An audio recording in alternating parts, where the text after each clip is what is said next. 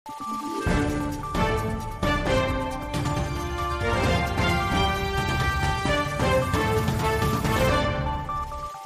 araw, Pilipinas! Ito ang Valiente News hatid sa inyo ng Office of the Vice President.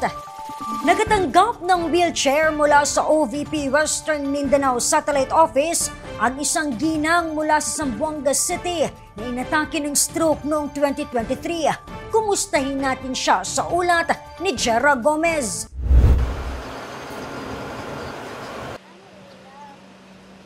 Nagtitinda noon ng isda sa Barangay Ayala sa Zamboanga City ang 49 years old na si Evelyn. Ngunit napilitan itong tumigil sa paghahanap buhay matapos magka-stroke noong 2023. 2021 pa.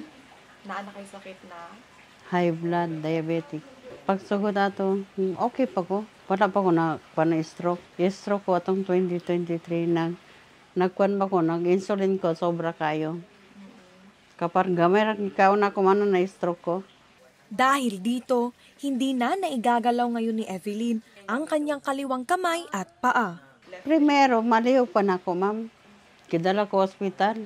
Pero pag abot dito, maglakaw pa ako. Pag abot, wala mong ko gi-admit. Pauli lang may. Pag abot diri, di na ako kalakaw. Sa una, ma'am, diri ko kaya tindo. Gahigda ako. Maabot pila ka bulan to, namawat na makatindog-tindog na ako. Tulong-tulong naman ngayon ang mag-ama ni Evelyn sa pag-aalalay sa kanya sa pagkain at pag-inom ng mga gamot. Sa one week katulo, maton nakalakaw ko. Ayon kay Evelyn, malaking tulong ang handog na wheelchair ng OVP Western Mindanao Satellite Office dahil hindi na mahihirapan ang kanyang mag-ama sa pag-aalaga sa kanya. Nesod siya, tanan, mag-arsa sa kuha. Surrender ganit siya, ma'am, kay bugad. Kanang makalakaw, ma'am, dako kayo tabang kayo, siyempre, kay di man kayo kung kalakaw, layo. Kaniyo, mawalay kusog manguni. Pero karon okay na, makanakaw-lakaw na, makanlag-lag na. Makalaag na pagka na itong sa wheelchair. Na may wheelchair. Naikwento rin sa amin ni Evelyn na kabilang siya sa mga naging benepisyaryo ng Medical Assistance Program noong 2023 kung saan nahandugan siya ng mga libreng gamot.